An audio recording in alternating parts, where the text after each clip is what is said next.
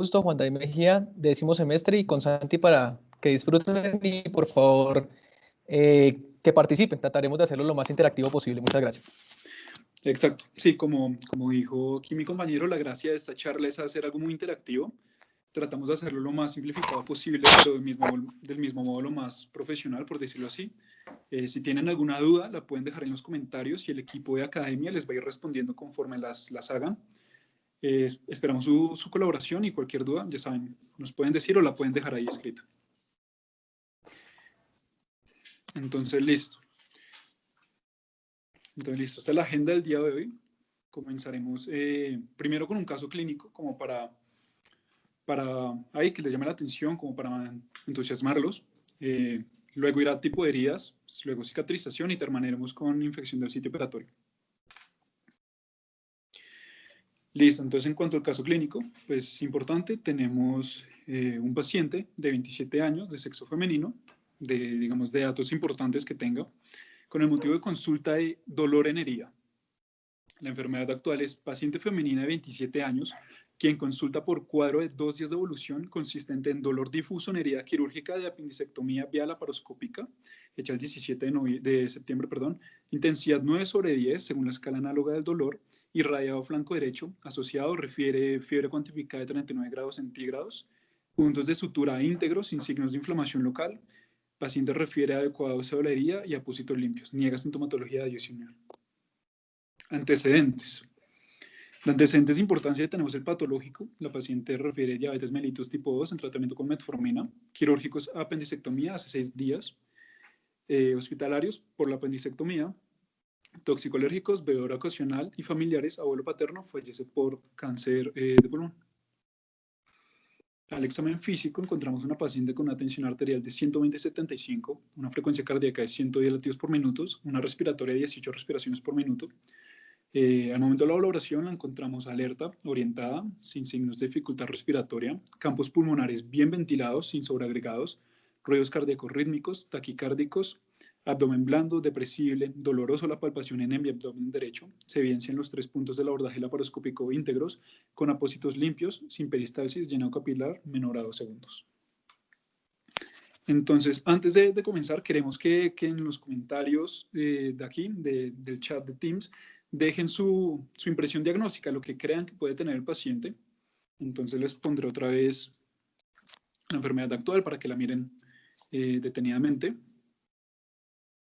Y al final volveremos a mostrar el caso ya con el resto de paraclínicos y correlacionaremos a ver qué tal, cómo estamos y si la charla les ayuda incluso a llevar el abordaje diagnóstico del paciente. Les mostraré. Santi, Dime, ¿te Seba. parece yo ir haciendo de moderador de chat? Apenas vea una opinión, te interrumpo y te lo hago saber. Listo, de igual modo, si la pueden responder por los comentarios, también súper bien, Seba. Listo, entonces aquí está otra vez el examen físico para que le echen un vistazo y comenzamos.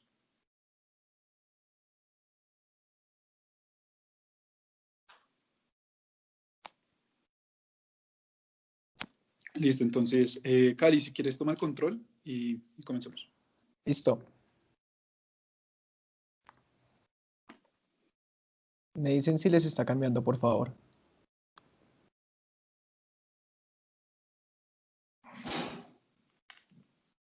Estamos en la de examen físico.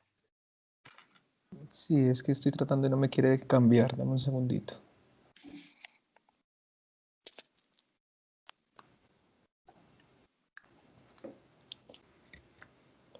Santi, si quieres listo, ya, perdón. Y ahora sí que me cambió, se adelantó. Listo. Bueno. Entonces, como dijo Santi, vamos a empezar primero con el... Qué pena, estoy teniendo problemas. Están en la de heridas agudas, ¿verdad? Sí, estamos en heridas agudas. No sé qué está pasando, qué pena. Debe ser la conexión. Sí. Si quieres, yo te las paso. Dale, sí, Santi, porque no me está queriendo pasar bien. Listo. Toma el control. Qué pena.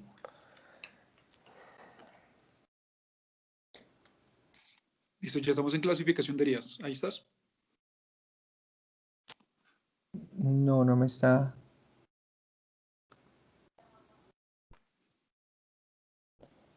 Si quieres, espérate un segundito, me voy a desconectar y me vuelvo a conectar a ver si se actualiza y me queda ya bien. ¿Listo? Ok, perfecto. Entonces, listo, les pido igual un segundo aquí mientras Cali vuelva a conectarse, que tiene problemas de conexión.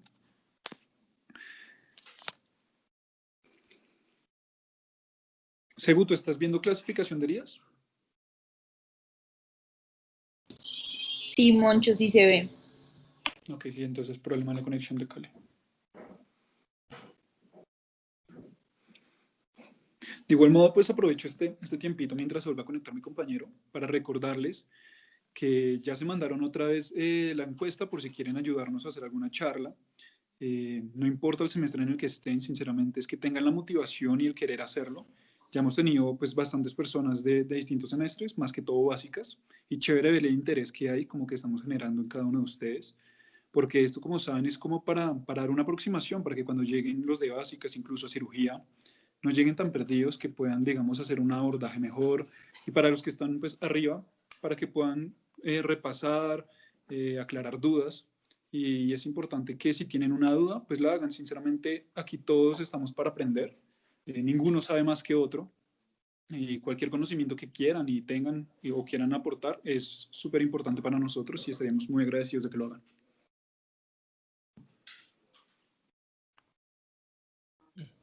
Hola Santiago, sí, y digamos, ¿qué charlitas como que aportar o comentaría dar? Camilo, ¿cierto? Si no se mal eres tú, que no veía los nombres. Sí, sí, hola, mi nombre es Camilo Peña, estudiante de 14 semestre, a la orden. Listo, Cami. Pues igual nosotros en Instagram, si no estoy mal, el equipo de redes mandó ahorita las charlas que se van a realizar en el mes de octubre. Ok, Estamos apenas terminando generalidades, pero ya apenas terminemos generalidades vamos a comenzar como tal con módulos. Pues se piensa hacerlo de cefálico a caudal. Entonces ahí ya digamos que entraremos como más en temas. Entonces si estás interesado de una, ok. pues nos dices y te anotamos y te tenemos pendiente. Y te Pues comentamos si... nosotros ahorita con el grupo de investigación en cirugía también de la UNAP, hicimos un libro, estamos haciendo un libro, y yo hice el capítulo de politrauma. Entonces, trauma craneoencefálico, si quieren pues comenzar cefalocaudal, trauma craneoencefálico, me apunto. Perfecto, Camilo. Ya los muchachos de redes te anotaron, entonces te estaremos contactando cuando llegue el momento. Listo, Santi, a hazme un la favor, orden por acá. Dime, Cali. pasa a la siguiente para ver si ya se me está actualizando. Es que parece como que no me pasara la diapositiva. Listo, perfecto, ahora sí ya. Devuélvete, empecemos. Bueno, qué pena con los problemas de conexión, entonces vamos a empezar ya con la charla como tal. Entonces vamos a hablar primero de clasificación de heridas. Aquí vamos a ver los tipos de heridas y vamos a hablar específicamente de heridas agudas y crónicas. Siguiente, por favor. Bueno, entonces primero tendremos que entender qué son las heridas agudas. Tengamos en cuenta que las heridas agudas van a ser aquellas heridas que van a cicatrizar en forma y tiempos predecibles. El proceso ocurre en poca y si acaso algunas complicaciones y al final vamos a tener una herida bien cicatrizada. Y la principal diferencia con las crónicas en cuestión de tiempo de evolución es que estas van a cicatrizar en un tiempo menor de 3 meses. Se caracterizan porque, como mencionaremos más adelante, es un proceso continuo desde el comienzo, desde la lesión hasta obtener un tejido íntegro que tenga una resistencia mecánica parecida o similar al tejido no cicatrizal, pero nunca igual. Esto es importante de que nunca un tejido cicatrizado va a tener la misma resistencia mecánica que el tejido no lesionado. Se pueden clasificar según el tipo de herida quirúrgica o el método de cierre y cicatrización, que ya lo vamos a ver más adelante, y dentro van a tener múltiples procesos que pueden afectar el proceso fisiológico de la cicatrización, que puede ser propios del paciente o ajenos al paciente. Siguiente, por favor. Bueno, este es un pequeño cuadro que les quería mostrar. Estos son los diversos factores que van a afectar la cicatrización de heridas. No vamos a entrar a hablar de cada uno de ellos porque se nos iría toda la charla, entonces para que tengan esto en cuenta de que vamos a tener dos grandes grupos, los factores sistémicos y los factores locales. Dentro de los factores sistémicos rápidamente podemos tener la edad, la nutrición del paciente, el traumatismo, enfermedades metabólicas asociadas, la inmunodepresión, trastornos del tejido conjuntivo o el tabaquismo. Y dentro de los locales tenemos lesión mecánica, infección, edema, isquemia, agentes tópicos, radiación ionizante, cuerpos extraños, entre otros. Siguiente, por favor.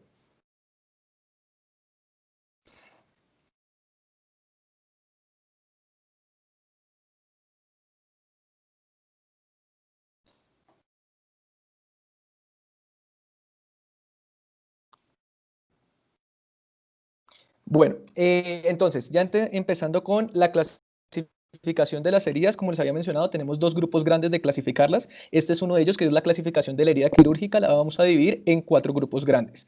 Las heridas limpias contaminadas, las heridas contaminadas y las heridas sucias. Si se dan cuenta en este cuadro, ahí dentro de cada definición hay palabras o conceptos que están subrayados, que es lo que quiero que se lleven para la casa, para que entiendan y tengan un concepto de qué es una herida limpia, que es una herida limpia contaminada, que es contaminada y que es sucia. Entonces, una herida limpia va a ser esa herida quirúrgica no infectada, en la que no se encuentra inflamación y no se entra al tracto respiratorio, gastrointestinal o geniturinario. Además, estas heridas se van a cerrar primariamente y es necesario, son drenadas o sistemas cerrados. Las limpias contaminadas van a ser heridas operatorias en las que se entra en el tracto respiratorio, gastrointestinal o geniturinario, pero este ingreso va a ser bajo condiciones controladas y sin contaminación inusual. Las heridas contaminadas van a ser heridas abiertas, recientes o accidentales, cirugías con ruptura mayor de la técnica estéril o gran contaminación gastrointestinal, incisiones en las que se encuentra una inflamación aguda no purulenta. Y finalmente, las heridas sucias son esas heridas traumáticas antiguas con tejido retenido, desvitalizado y en la que existe infecciones clínicas, perforaciones de víscera hueca asociadas. Siguiente, por favor. Para que puedan entenderlo un poco más, tenemos esta imagen. Entonces aquí tenemos una representación gráfica de cómo se vería una herida limpia y cómo se ve una herida sucia. La herida limpia, como pueden ver a la parte izquierda de su pantalla, va a ser una herida que está hacia un cierre primario, en este caso con puntos de sutura simples separados, en la cual no se van a identificar ningún tipo de signos locales de inflamación. En contraposición tenemos la herida sucia, en la que tenemos, por ejemplo, en este caso una herida gangrenosa, en la que se puede ver que puede haber compromiso del tejido, van a haber signos locales de inflamación, puede haber aspectos necróticos del tejido y puede haber dehiscencia de las suturas. Siguiente, por favor. Y finalmente, para que puedan tener más claro el concepto de una herida limpia contaminada, este es un procedimiento quirúrgico, esta es una cesárea, en la cual nosotros vamos a ingresar o vamos a realizar un procedimiento quirúrgico en el cual hay un compromiso del tracto geniturinario femenino, pero todo está bajo condiciones de asepsia y condiciones controladas. Por eso entra entre el grupo limpia contaminada. Siguiente, por favor. Este es el segundo grupo o la segunda forma de clasificación que les había mencionado, que son cómo las clasificamos según el cierre y cicatrización de la herida. Entonces vamos a tener 3 grupos grandes. Las heridas que cierran de primera intención, las heridas que cierran de segunda intención y las heridas que cierran de tercera intención. Al lado derecho de sus pantallas podemos ver una representación gráfica de cómo sería el cierre o cómo se puede ver el proceso mediante el cierre que se le está dando a la herida. Entonces, una herida de primera intención o que cierra por primera intención, normalmente son heridas limpias o limpias contaminadas, las cuales van a tener un cierre mediado por suturas, con lo que vamos a buscar es aproximar los bordes libres de la herida para que se pueda establecer todo el proceso de cicatrización. Las heridas que cierran por segunda intención, normalmente las asociamos a heridas contaminadas, heridas abiertas, con el fin de poder permitir en esta herida que se forme un tejido de granulación y se forme una contracción mediante los miofibroblastos. En este tipo de heridas no vamos a utilizar suturas para cerrarla. Y la herida que se cierra de tercera intención o herida de cierre por tercera intención es una combinación de los dos mencionados anteriormente. Las vamos a usar principalmente en heridas sucias y sucias contaminadas, y lo que vamos a hacer primero es colocar una sutura base y mantener la herida abierta, permitiendo de que se forme un tejido de granulación para que los miofibroblastos empiecen a traccionar la herida y al final se va a cerrar con suturas. Por eso se establece como una combinación de las dos primeras. Siguiente.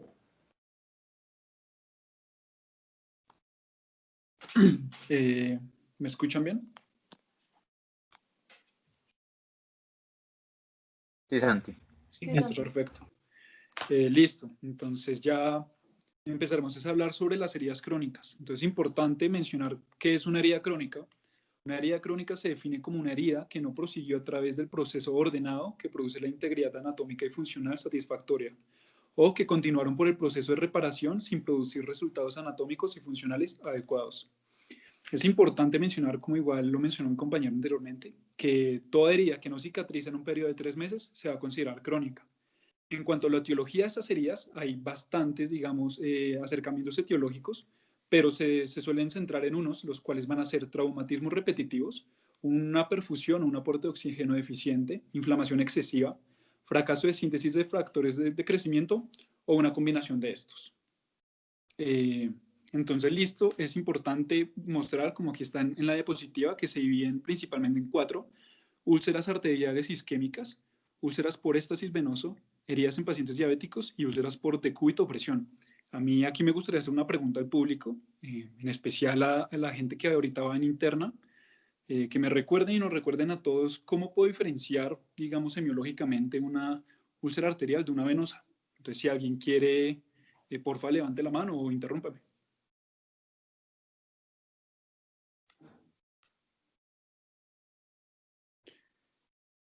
Segu, si ahí ves alguna mano o por el chat, me dices, por favor. Sí, yo estoy acá pendiente. Por ahora solo han comentado parte de lo que es el caso clínico para tocarlo más adelante.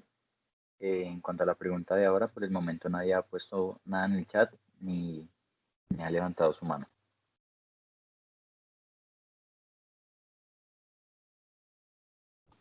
Bueno, entonces, como que nadie quiso, entonces yo lo digo. Entonces, igual recordarles. Ah, no, ahí, Tenemos Viviana. una mano levantada.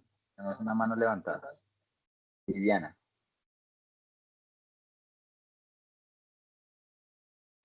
Viviana Sofía. ¿Me escuchan? Sí, te escuchamos. Ahí te escuchamos bien. Pues había diferencia, digamos, entre úlceras arteriales y venosas en cuanto a el tamaño. Por ejemplo, las venosas son más, creo que son, pues pueden ir como tienen un tamaño variable, de pequeñas a extensas, y las arteriales son más pequeñas, redondeadas, y generalmente son superficiales y tienen, digamos, una placa necrótica. Los bordes del arterial son lisos, redondeados, y los venosos excavados, brillantes. En cuanto al dolor, son más dolorosas las venosas perdón, son poco dolorosas, y las otras creo que tienen un dolor más intenso, las arteriales. Eso es lo que más o menos me acuerdo. Perfecto. Sí, muy bien. Es una muy buena aproximación. Igual les recuerdo así como por encima que las úlceras arteriales se ven principalmente una falta de irrigación, se acompañan de sintomatología de vasculopatía periférica, como es la claudicación intermitente, el dolor en reposo, dolor nocturno. También se ve que hay pulsos disminuidos en las extremidades y cambios de color.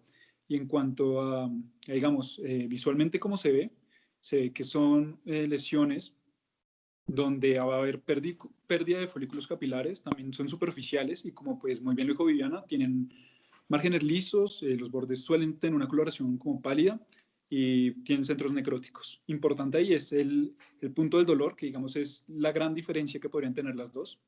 Y en cuanto a las úlceras de éstasis venoso, son producidas por una insuficiencia del sistema venoso, principalmente el profundo, en el caso de las heridas crónicas. Sus bordes son irregulares, sus bordes son pigmentados y no tienen dolor. Esa, digamos, que es la diferencia, como lo había mencionado. Ya en cuanto a las heridas en pacientes diabéticos, es importante igual hablar que hay distintas etiologías, pero principalmente se ven a la neuropatía, un 70% aproximadamente, y el resto ya es isquémico. Y en este caso es importante que cuando es la neuropatía es el típico caso del paciente que en los zapatos tiene una piedra o que tuvo una lesión y nunca la sintió, nunca se dio cuenta y está, digamos, siguió su proceso de infección y que muchas veces termina en pie diabético, que es una catástrofe y se debe evitar. Ya en cuanto a las úlceras por decúbito o presión, ocurren en las zonas, como su nombre lo dice, donde hay una excesiva presión, causando el colapso de capilares, una zona de necrosis limitada, ya que se va a impedir el aporte de oxígeno y nutrientes al tejido. Digamos, estas lesiones se ven también aceleradas por presencia de fricción, estado nutricional del paciente y ambiente húmedo. Listo. Ya en cuanto a la cicatrización,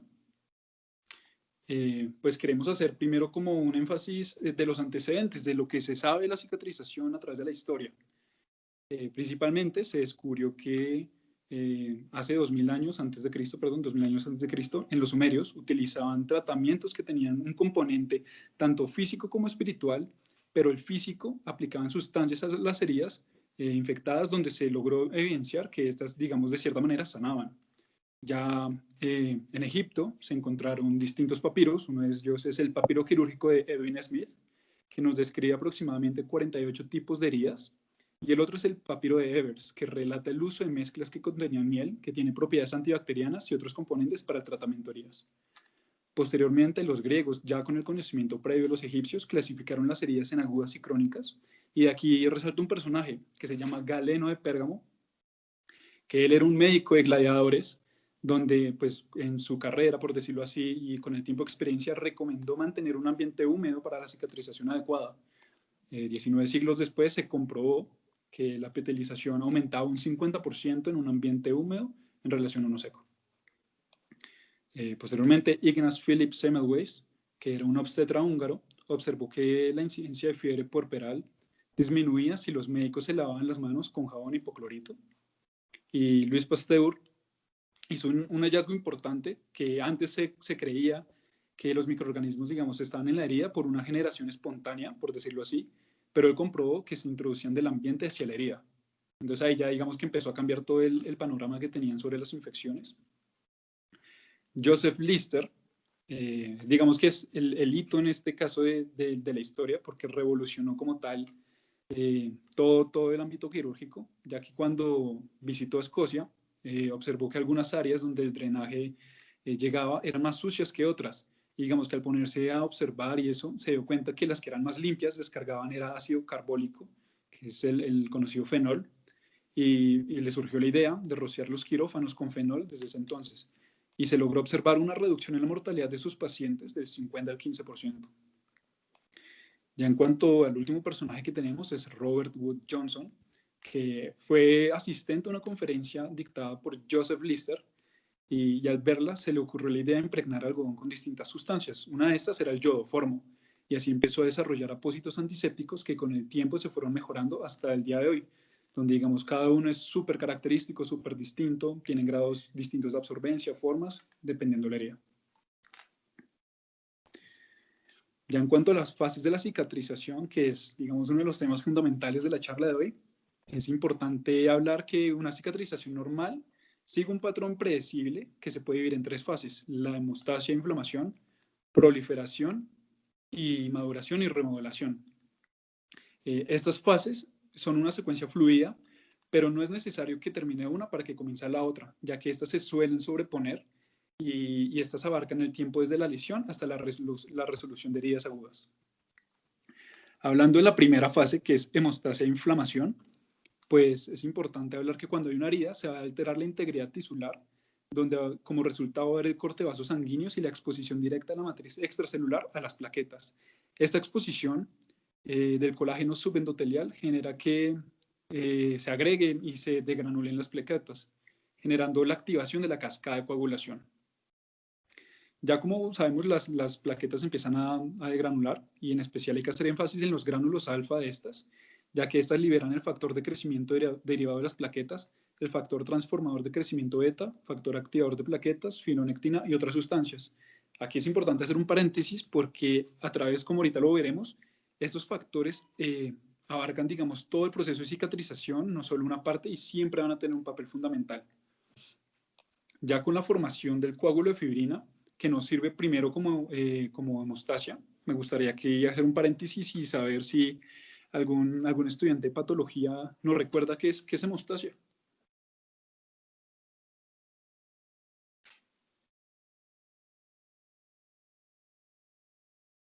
¿Alguien levante la mano? O si no, del comité de academia. Aleja.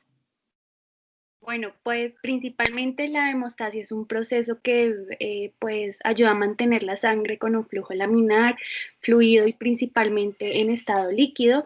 Y esto ayuda a prevenir que cualquier sangrado o si hay una ruptura de los vasos, se forme un coágulo que es de manera fisiológica y ayuda a retener como ese sangrado. Sí, muy bien, muy bien. Entonces, como lo dijo pues Aleja, ahí tenemos el coágulo, que pues la principal función es la hemostasia, pero también nos sirve como estructura para la migración de neutrófilos y monocitos, que como tal los neutrófilos son las primeras células que van a llegar al sitio de la herida, donde van a alcanzar su concentración máxima a las 24 o 48 horas. La migración de estos se va a ver estimulada por un aumento en la permeabilidad y sustancias como el factor de necrosis tumoral alfa y el factor transformador de crecimiento beta. La función en este momento de los neutrófilos es la fagocitosis bacteriana y los desechos del tejido, al igual que nos van a ayudar también secretando citocinas, como el factor de necrosis tumoral alfa, que nos influencia en la angiogénesis y síntesis del colágeno, y liberan algunas proteasas, como por ejemplo es la colagenasa, que nos va a ayudar en la degradación del colágeno, o sea, la degradación de la matriz extracelular. Las siguientes células son los macrófagos. Estas llegan al sitio de la herida después de los neutrófilos y su concentración máxima es a las 48-96 horas. Estos tienen un punto importante, es que no solo llegan, sino que se van a quedar ahí durante todo el proceso de cicatrización. Como ven en la gráfica de la derecha, en la gráfica de la mitad, se ve que los neutrófilos y macrófagos, digamos que son las dos primeras células que van a generar sus picos, aproximadamente como del 2 al cuarto día, pero en especial haciendo énfasis en los macrófagos, si uno se da cuenta mirando la línea roja, mantienen, digamos, su presencia a través de todo el tiempo. Listo, entonces la función de los macrófagos, como bien conocido, es la fagocitosis, pero también tienen un papel en la éstasis microbiana mediante la síntesis de radicales de oxígeno y óxido nítrico. También nos regulan la proliferación celular, la síntesis de matriz y participan en la angiogénesis también con el factor transformador de crecimiento beta. Los linfocitos, por otra parte, nos van a invadir de manera rutinaria, por decirlo así, la herida, pero estos alcanzan su concentración máxima una semana después de la lesión. Estos tienen un punto importante, es que van a ser el puente entre la fase inflamatoria y la proliferativa. Y la principal función que cumplen en este caso es la modulación del ambiente, donde van a participar en la disminución de la síntesis del colágeno. Y listo. Ya en cuanto a la proliferación, esta nos abarca aproximadamente el día cuarto al 12º durante la fase donde el tejido se va a restablecer. Los fibroblastos y células endoteliales son las últimas células que nos van a llegar a la herida. Y en este caso hay algo importante, que es el factor de crecimiento derivado de las plaquetas, ya que este factor va a estar, por decirlo así, potenciado en esta fase. Los macrófagos que habían llegado anteriormente van a liberar algunos factores de crecimiento y citocinas que nos van a ayudar en la proliferación y activación de estos fibroblastos, donde su función principal es la síntesis y remodelación de la matriz extracelular, proceso que se va a ver, digamos, regulado por un feedback negativo por el lactato. También durante esta fase proliferan de forma extensa las células endoteliales que participan en la formación de nuevos capilares. Estas van a migrar de vénulas cercanas a la herida y van a estar igual reguladas por el factor de necrosis tumoral alfa y el factor transformador de crecimiento beta.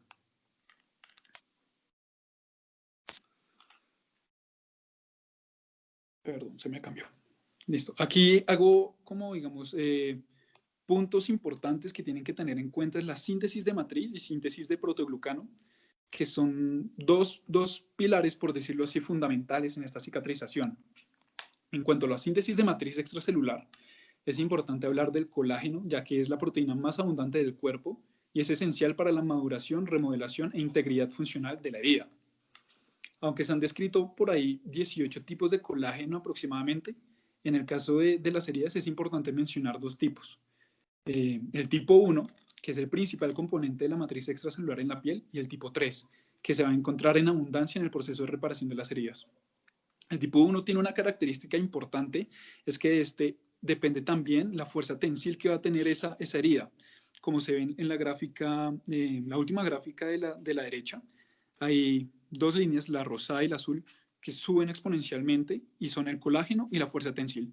Se puede observar que a través de los días el aumento de colágeno va, digamos, ir de la mano de la fuerza tensil y mostrar que estos van, digamos, literalmente ligados. Entonces, uno es súper importante para el otro. La síntesis de colágeno depende directamente de factores, como muy bien lo había mencionado pues, anteriormente Cali, en los factores que digamos nos afectan.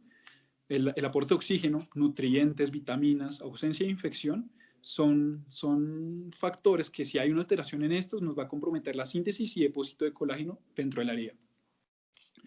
Ya en cuanto a la síntesis de proteoglicano, es importante porque esto es realizado por los fibroblastos y su función es dar soporte a las fibras de colágeno. Este va a disminuir de forma gradual con la maduración de la cicatriz y con la remodelación de la herida. Ya en cuanto a la última fase, que es la maduración y la remodelación de esta herida, es una fase que está caracterizada por la reorganización del colágeno sintetizado anteriormente. El contenido neto de colágeno que va a haber en la herida va a ser un equilibrio entre la colagenólisis, o sea, lo que se nos va a degradar, y la síntesis de este. Y también, como lo había mencionado, la cantidad y calidad de colágeno nos van a determinar la fuerza tensil de esta herida. Aquí hay un punto, que ahí lo puse, el depósito de la matriz. Este, digamos que es el único lugar donde sí se va a seguir un orden, por decirlo así, que van a ser 3 puntos fundamentales. La fibronectina y colágeno tipo 3 nos van a constituir la estructura temprana de esta matriz, seguido por los glucosaminoglicanos y los proteoglicanos, que son los siguientes componentes, y por último va a estar el colágeno tipo 1, que es la matriz final.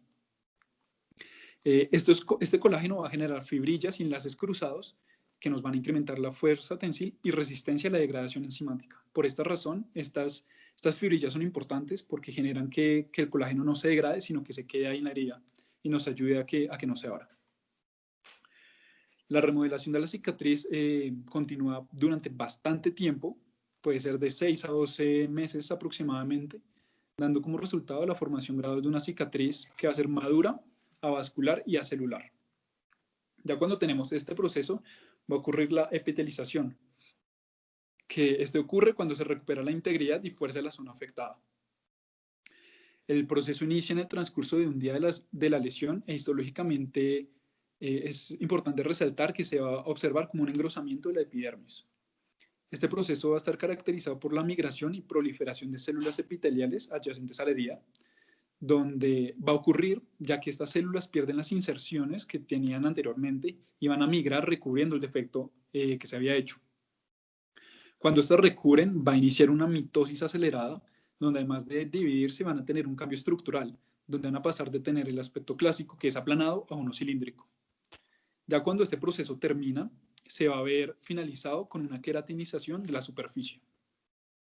Este proceso aproximadamente lleva menos de 48 horas, pero esto es relativo, ya que tiene que ver mucho, digamos, con la extensión y profundidad de la herida, donde en heridas de menor tamaño se va a ver completado en menos de 48 horas y una herida de mayor tamaño pues llevará mucho tiempo en comparación a la otra.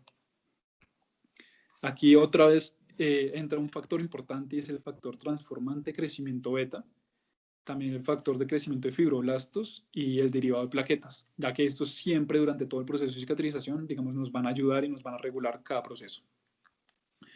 Ya para terminar, en las fases de cicatrización es importante hablar de la contracción de heridas, que ya se había hecho mención en los tipos de heridas, pero igual la contracción de heridas ocurre en heridas donde sus bordes no fueron aproximados quirúrgicamente, como lo dijo mi compañero, es una cicatrización por segunda intención, y esta contracción va a ser dada por los miofibroblastos, ya que estos contienen fibras de esfuerzo, que estas fibras de esfuerzo contienen actina alfa, que lo que le confiere al miofibroblasto es la capacidad contráctil.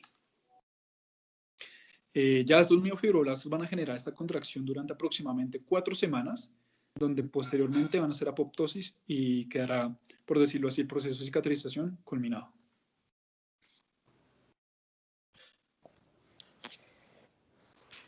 Bueno, y ya entrando a la parte final de la charla, vamos a hablar ahora de la infección del sitio operatorio y pues continuando la dinámica que teníamos, me gustaría preguntar si hay algún estudiante que nos quisiera decir ¿Cuál cree que son los gérmenes más comunes a nivel general que pueden causar una infección del sitio operatorio?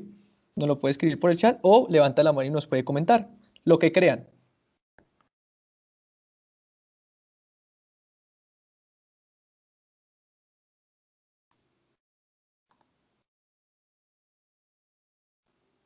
Según me ayudas, porfa, si alguien escribe en el chat, En me el chat comentas. tenemos respuesta, correcto. En el chat tenemos respuesta de Manuela Trujillo y nos dice que Staphylococcus aureus. Juan Camilo Rodríguez se une a ella y añade epidermidis.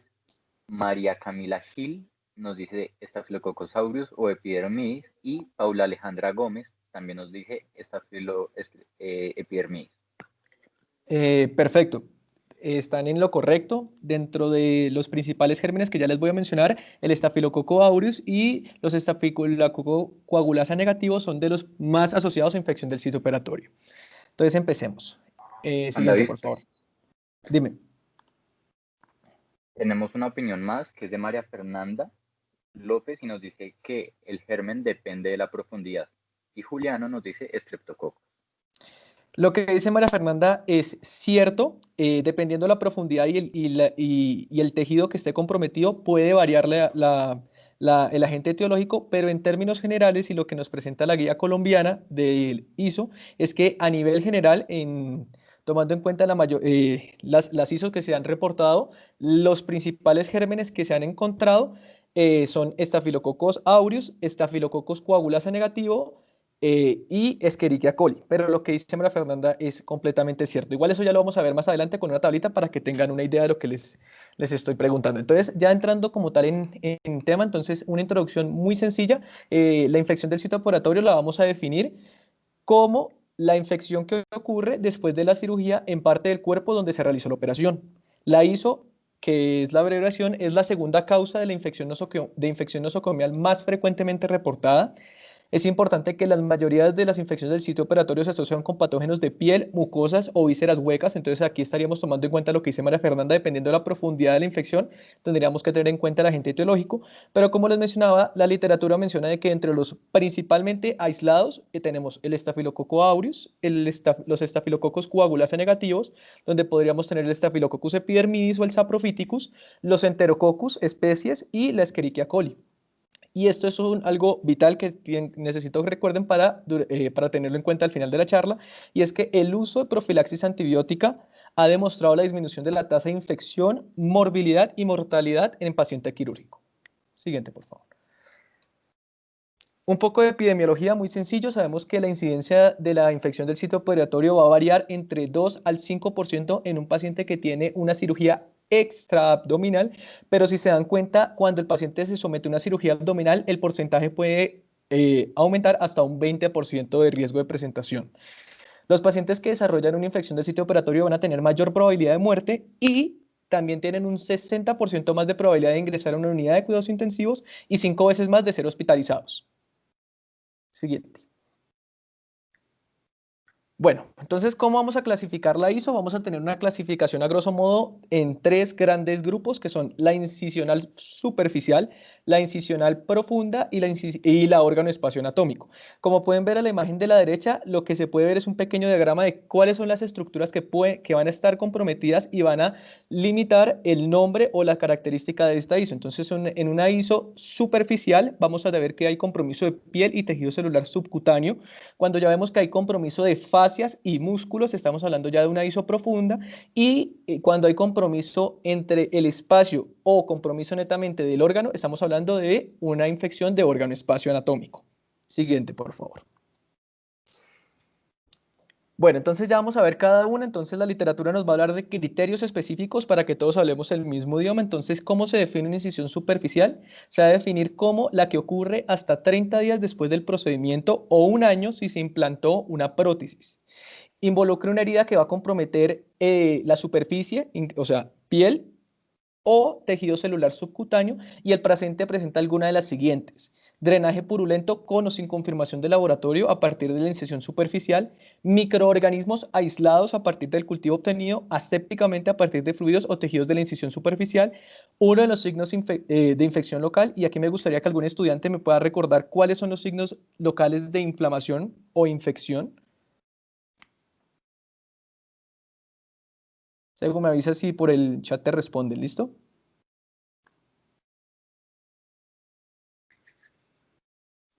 Correcto, acá estoy pendiente. Pues si alguien también desea levantar su mano, también más que bienvenido. Entonces, por el chat tenemos, Manuela Trujillo nos dice rubor, calor, edema, dolor, pérdida de la función. Juan Camilo nos dice también dolor, rubor, calor. Todos más o menos nos dicen lo mismo. Juliano nos dice cambio de tonalidad de la piel o del área. María Paula nos dice eritema, edema, calor, dolor, disminución de la funcionalidad. Juan Diego Wilches nos dice edema, enrojecimiento. Todos van más o menos por el mismo camino. Perfecto, están en completamente. Los signos clásicos de infección o signos locales de inflamación son los que ustedes han mencionado: eritema, edema, calor, rubor y disminución de la funcionalidad. Y el otro criterio que tiene que cumplir o que tiene que cumplir la incisión superficial es que tenga un diagnóstico de infección superficial realizado por cirujano o por el médico. Siguiente, por favor. Para que podamos entender esto un poquitico más, de manera más fácil, entonces, vean, en esta imagen, en este corte, es un corte transversal a nivel abdominal, por debajo de la línea arqueada. Entonces vamos a ver las diferentes capas desde la más externa, que es la piel, hasta la parte más profunda, que en esta imagen llega siendo el peritoneo, porque el peritoneo hacia la parte interna ya tenemos toda la parte visceral. Entonces, si se dan cuenta, una infección superficial, una infección del sitio operatorio superficial sería que compromete lo que está dentro de las líneas azules, que como se pueden dar cuenta es la piel y el tejido celular subcutáneo. Siguiente. Ya cuando hablamos de incisión profunda, estamos hablando de una infección que ocurre hasta 30 días después del procedimiento o un año si se implantó prótesis, y en esta va a involucrar fascias o músculos relacionados con la incisión, y el paciente presenta alguna de las siguientes: drenaje purulento de la incisión profunda, pero no del órgano espacio comprometido por ella; dehiscencia, que es separación de las suturas de manera espontánea de la incisión profunda o incisión abierta deliberadamente por un cirujano, cuando el paciente tiene uno de los siguientes: fiebre mayor a 38 grados Celsius, dolor localizado o tumefacción. Siguiente. Si el paciente presenta un absceso u otra evidencia de infección que incluya la incisión profunda encontrada durante el examen físico, reoperación o confirmación por estudio histopatológico o radiológico, o si hay un diagnóstico de infección profunda realizada por el cirujano o por el médico. Remitiéndonos a la imagen que les había mencionado anteriormente, si se pueden dar cuenta, en este caso, si nosotros encontramos que la infección va a comprometer las estructuras que están dentro de los márgenes azules, se dan cuenta que puede estar comprometiendo o músculos, fascias, aponeurosis, y si se dan cuenta va desde las fascias anteriores musculares hasta la fascia extraperitoneal. Siguiente, por favor. Y finalmente tenemos la órgano espacio anatómico, que los criterios para definir es una infección que ocurre 30 días después del procedimiento o un año si se implantó una prótesis. Va a involucrar cualquier parte de la anatomía, específicamente entre el órgano y espacio, diferente a la incisión que ha sido abierta o manipulada durante una operación, y al menos uno de los siguientes: drenaje purulento a partir de un dren dejado en el órgano espacio. Para que los que no entienden, en muchas operaciones, para evitar que se haya un proceso de colecciones o se haya procesos de infecciones, nosotros dejamos un dren que, imagínense ustedes, es como un tubo que a veces puede ser una gasa, con el fin de que todos los líquidos producidos a nivel interior del paciente o en la zona de operación puedan ser drenados al exterior, evitando acumulación de sustancias o de material, y favorecer el proceso de cicatrización del paciente.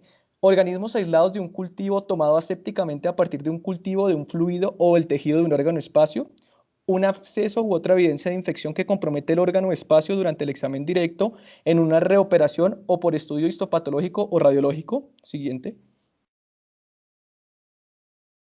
O el diagnóstico de infección órgano espacio realizado por cirujano o por el médico. Entonces, si nosotros en la imagen, si se pueden ver, es cualquier compromiso que vaya a involucrar desde la capa peritoneal hacia la parte interna o que comprometa netamente un órgano.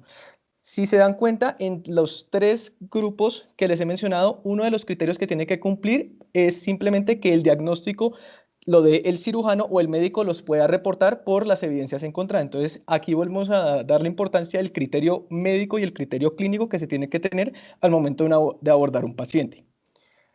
Siguiente. Bueno, entonces ahora entendamos cuáles son los factores de riesgo que puede tener una persona para desarrollar ISO o cuáles pueden ser los factores de prevención para evitar que se desarrolle. Entonces, dentro de los factores de riesgo tenemos que la edad es un factor de riesgo cuando tiene un paciente mayor a 65 años. La diabetes mellitus, sea tipo 1 o tipo 2, también es un factor de riesgo y más cuando tenemos niveles de glucosa mayores a 200 miligramos por decilitro en el posoperatorio inmediato.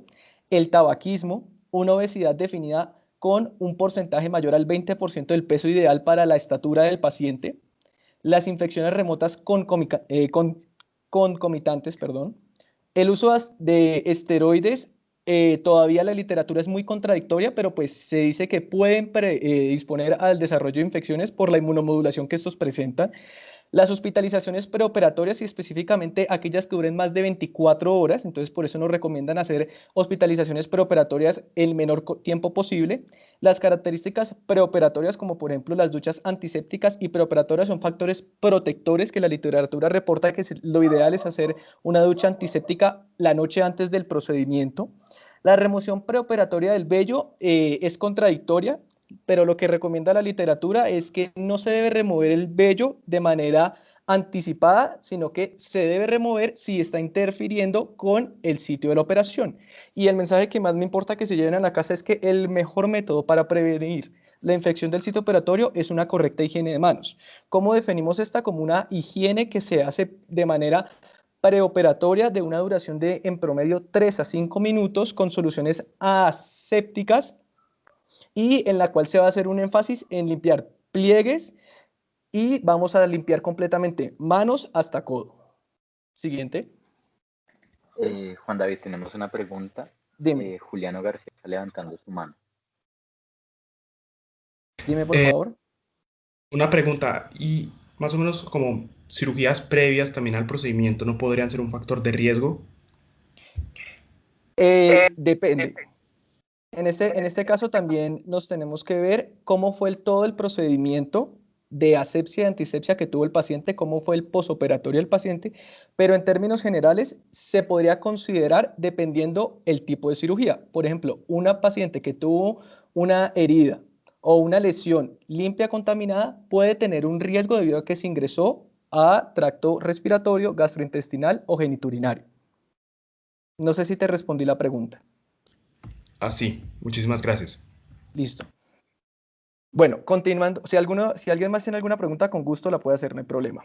Entonces, continuando, ahora ya que vimos cuáles son los factores de riesgo para que un paciente desarrolle ISO, ahora, si el paciente desarrolla ISO, ¿cuáles son esos factores que me pueden agravar o afectar la evolución de esta infección del sitio operatorio? Entonces, lo primero que tenemos es la cantidad del inóculo bacteriano, que ya sabemos que a mayor inóculo, mayor riesgo de complicaciones. La inserción de prótesis implantables, porque como ya les había mencionado, cuando ponemos una prótesis, el criterio ya no es de 30 días, sino que se alarga hasta un año. La duración de cirugía, específicamente en la literatura nos habla de que una cirugía que dure más del 25% del percentil establecido para esta. Y dentro de las comorbilidades tenemos un puntaje de ASA que ya se los voy a explicar más adelante, específicamente mayor a 2 está relacionado con mayor riesgo de ISO. O tenemos también escalas que nos ayudan de manera objetiva a ver cuánto es la probabilidad o el riesgo que tiene este paciente para desarrollar infección del sitio operatorio, más que decir el riesgo es dependiendo del tipo de la cirugía. ¿Cuáles van a ser estas escalas? Vamos a tener el sistema de valoración NIS y el CENIC. Siguiente, por favor. Como les mencionaba, entonces, este es el puntaje de ASA. El puntaje de ASA es una escala de valoración preanestésica que usan los anestesiólogos para establecer el riesgo o la probabilidad de complicaciones durante la cirugía y va a tener en cuenta múltiples variables y principalmente las comorbilidades que puede tener este paciente. Como les había mencionado anteriormente, se reporta que un puntaje de ASA mayor a 2 nos va a dar un riesgo individual para desarrollar ISO.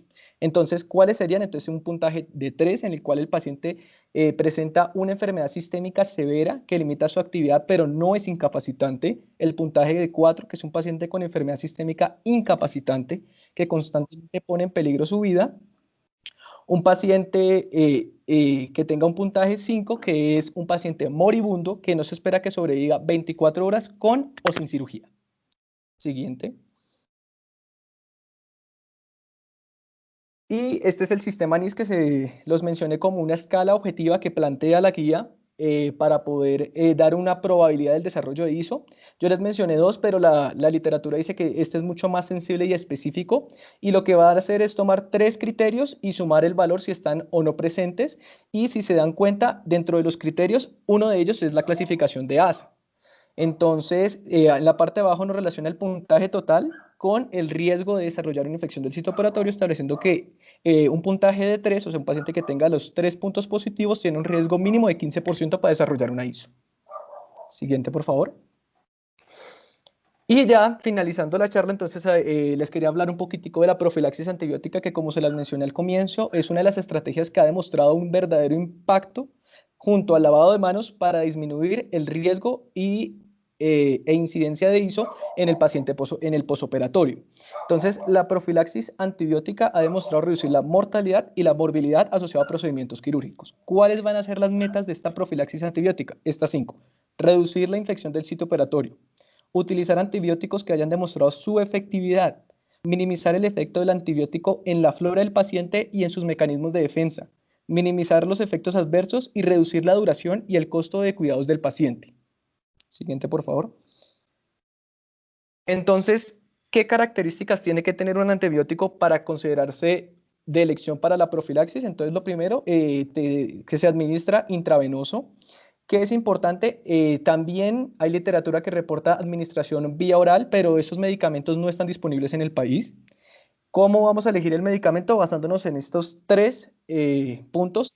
Tiene que presentar, el antibiótico tiene que presentar espectro de cubrimiento de los microorganismos asociados al procedimiento que se va a realizar, tiene que ser seguro para el paciente, y vamos a utilizar antibióticos de espectro reducido. ¿Por qué? Porque se ha demostrado que al utilizar antibióticos de espectro ampliado de manera profiláctica, lo único que hace es aumentar el riesgo de resistencia bacterianas a futuro. El tiempo de administración va a variar, pero en términos generales va a ser la anterior, qué pena. Qué pena. El tiempo de administración va a ser en términos generales 60 minutos previos a la incisión, excepto en el caso de la vancomicina. Si el paciente está indicado para uso de vancomicina profiláctica, la administración debe ser 2 horas antes de la incisión. La duración de la profilaxis se recomienda que se debe descontinuar después del procedimiento quirúrgico, pero en el paciente de alto riesgo se dice que se puede continuar, pero que no debe superar un tiempo mayor a 24 horas, incluso en paciente con cirugía cardiovascular. Y la dosis de selección va a depender de las comorbilidades del paciente, del antibiótico que vamos a utilizar y sobre todo las características del paciente. Entonces, esta es la pequeña tabla que les quería mencionar, en la cual, si se dan cuenta, es una de las principales procedimientos en cirugía general, enfocándonos también en el tema de gastrointestinal, donde podemos ver en la parte derecha, inmediatamente a la zona en la cual se va a realizar el procedimiento, el principal agente o los agentes más frecuentemente asociados con la infección del sitio operatorio. Entonces, si se dan cuenta que a nivel gastrointestinal principalmente van a primar los bacilos entéricos gram negativos, principalmente la Escherichia coli. Y cuando hablamos de procedimientos como a nivel cardíaco o a nivel superficial, estamos hablando ya de Staphylococcus aureus o Staphylococcus coagulasa negativos. Al lado de ellos podemos ver los antibióticos recomendados, que si se dan cuenta, en términos generales, uno de los más usados es la cefazolina, que para tener en cuenta es una cefalosporina de primera generación. Y al lado, si ven, vamos a administrarlos de manera IV y nos dan las dosis recomendadas. Este es un pequeño cuadro pues para que tengan en cuenta, pero no vamos a tratar de entrar acá, en cada uno de ellos para no alargar tanto la charla. Siguiente. Y pues ya como mencionábamos, entonces ya vamos a continuar con el caso clínico, ya después de haber terminado la charla como tal, la parte de teoría.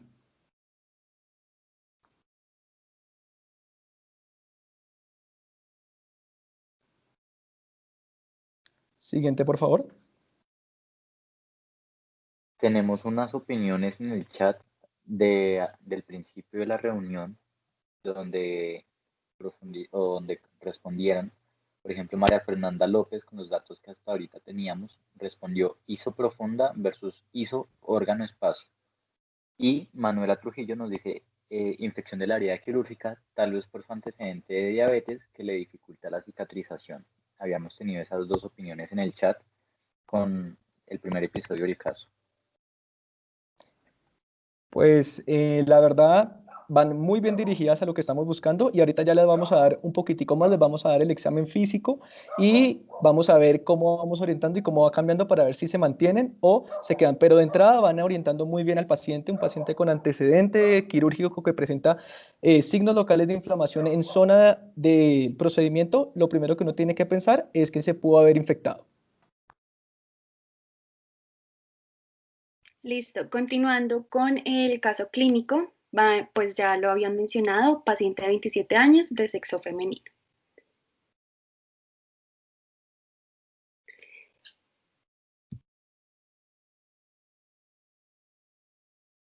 Siguiente, por favor. Bueno, entonces en los exámenes complementarios se solicita ecografía de abdomen y se observa colección pequeña en región subaponeurótica, la cual se drena a través de la herida y se obtiene escaso material cero purulento. Se toma muestra para cultivo y antibiograma. Al día siguiente la evolución continúa siendo desfavorable, aumenta el dolor y la fiebre, aparece deposiciones líquidas 3 veces, sin sangre ni moco y se indican los exámenes complementarios siguientes.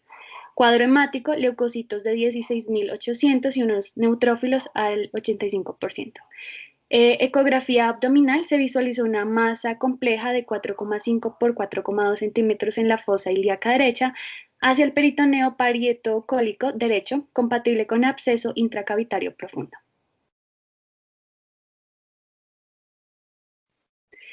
Bueno, el manejo con este diagnóstico: se opera a la paciente, se encuentra absceso retroperitoneal en la zona del psoas, se extrae aproximadamente 200 mililitros de pus y se toma muestra para cultivo y antibiograma. Asimismo, se hizo un lavado con suero fisiológico y yodapovidona al 10%, se dejó drenaje extraperitoneal. Los resultados del antibiograma evidencian crecimiento de Escherichia coli, por la cual se inicia combinación de antimicrobianos cefepime y metronidazol. Paciente presenta adecuada evolución, por lo que se decide dar egreso con recomendaciones y signos de alarma. Y antes de terminar, quería preguntarles ¿cuál era su impresión diagnóstica? Ya la respuesta apareció, pero ¿cuál era su impresión diagnóstica en la clasificación de infecciones del sitio operatorio de las 3 grandes? ¿Cuáles creían que era ya ahorita con los hallazgos y los estudios que se le presentó?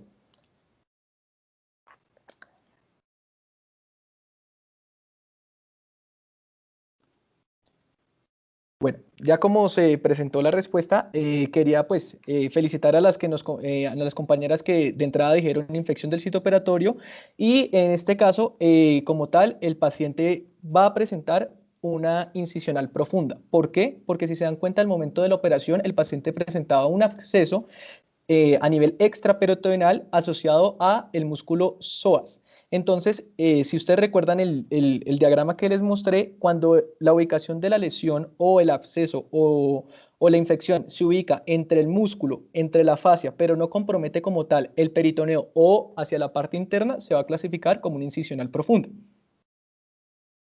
Siguiente, por favor.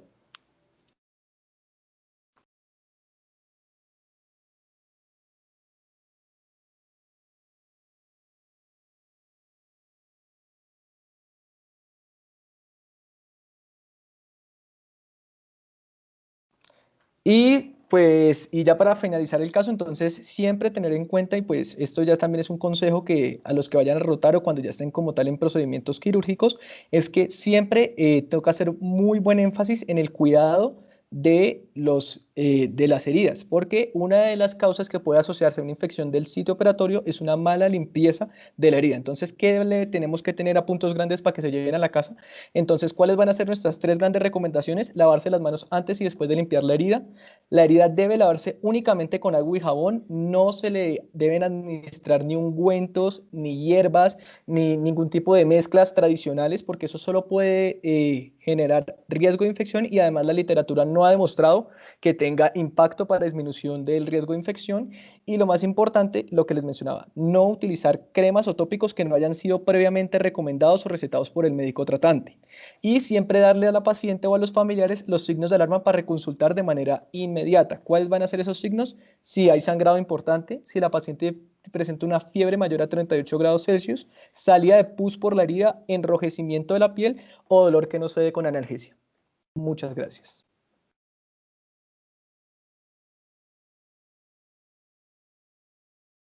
Bueno, muchas gracias a todos. Me gustaría saber si de pronto hay alguna pregunta de casualidad, alguna conclusión, alguna reflexión final de la conferencia antes de hacer la despedida oficial.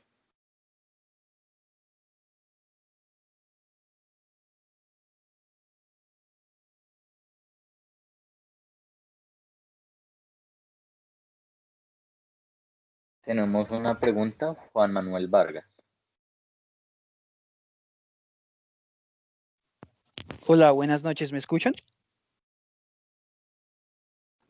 Sí. ¿Me escuchan? Listo. Bueno, mucho gusto, mi nombre es Juan Manuel Vargas, soy interno de semestre 14. Primero que todo, felicitarlos, muy buena charla y que es muy bonito que se hayan creado estos espacios para tener estos debates, nosotros para pues, repasar estos temas, y ustedes para aprender y los estudiantes de básicas para que se motiven a estudiar desde el comienzo. Entonces, mi pregunta va si tienen claro la diferencia de la microbiología que hay entre un